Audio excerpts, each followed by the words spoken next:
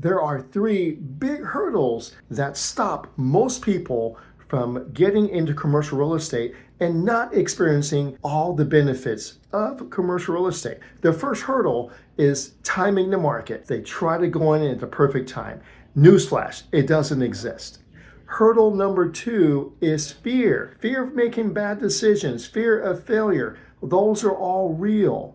And hurdle number three is money. And I share with you in this upcoming video how to get over the hump of the lack of money, and it's not too difficult. So check out my video, 3 hurdles that stop people from going into commercial real estate, or you can text me at 833-942-4516.